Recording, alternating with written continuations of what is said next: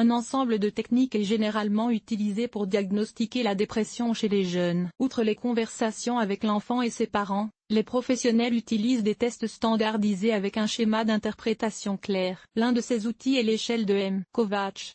Essence et description de l'échelle CDI. Le questionnaire a été créé par Maria Kovács en 1992. Dans sa rédaction et son adaptation, l'experte a été assistée par des collaborateurs de l'Institut de psychologie clinique et de l'Institut de psychiatrie de l'Institut. Le test est destiné aux enfants et adolescents âgés de 7 à 17 ans. La méthodologie n'est utilisée que pour identifier la dépression chez les enfants dont le diagnostic n'est pas confirmé. Aucun spécialiste de l'éducation médicale n'est nécessaire pour mettre en œuvre la méthodologie. L'échelle de Kovács peut être utilisée dans les situations où un enfant présente des signes élémentaires de dépression. Une solution raisonnable consiste à utiliser le test de Kovács en combinaison avec d'autres méthodes de diagnostic, conversation, méthode projective. Il est important de comprendre que le fait de passer le test en ligne ne donne pas une image fiable. Si un enfant présente des signes de dépression, les parents doivent contacter un psychologue ou un psychothérapeute. Seul un professionnel peut effectuer un diagnostic approfondi et donner des recommandations pour la suite du travail. Comment se déroule le test? Le formulaire de ce test est un tableau de 27 points de Kovács. Pour chaque item,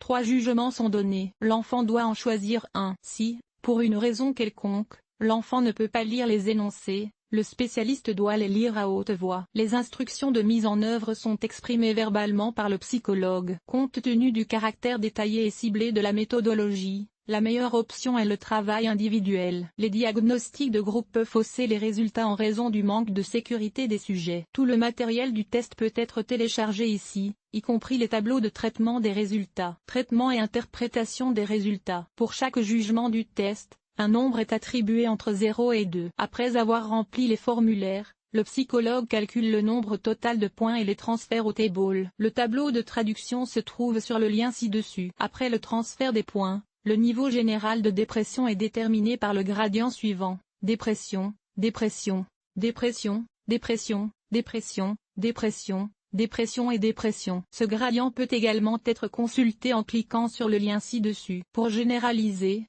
on peut dire qu'un indicateur supérieur à 55 points peut être interprété comme significatif. Plus le seuil est élevé, plus la dépression est profonde. Les écarts supérieurs à la moyenne justifient un diagnostic plus approfondi. Selon d'autres résultats, si des niveaux élevés de caractéristiques dépressives sont identifiés, la création d'un centre de traitement composé d'un psychologue avec l'enfant et les parents est nécessaire. Les médicaments doivent être prescrits par un psychiatre ou un psychothérapeute. La possibilité d'envoyer l'enfant chez un médecin est également déterminée par le psychologue. Cette approche permet également d'isoler les caractéristiques problématiques individuelles de la personnalité de l'enfant. À cette fin, l'auteur dispose de 5 échelles, chacune indiquant l'une ou l'autre composante de la dépression. L'échelle A correspond à l'humeur négative, jugement basé sur les chiffres 1, 6, 8, 10, 11 et 13. L'échelle B correspond aux difficultés interpersonnelles, jugement basé sur les numéros 5, 12, 26 et 27. L'échelle C correspond aux difficultés liées aux activités éducatives,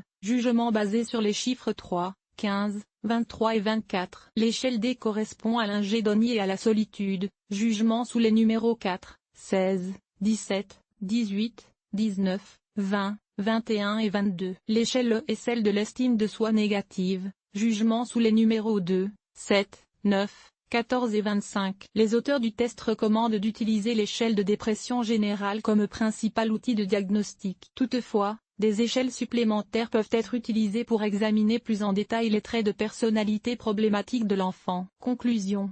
Le test de Kovács est un outil puissant et fiable pour déterminer la présence d'une dépression chez les adolescents. En combinaison avec d'autres méthodes de diagnostic, il peut donner une image fiable de l'état psychologique de l'enfant.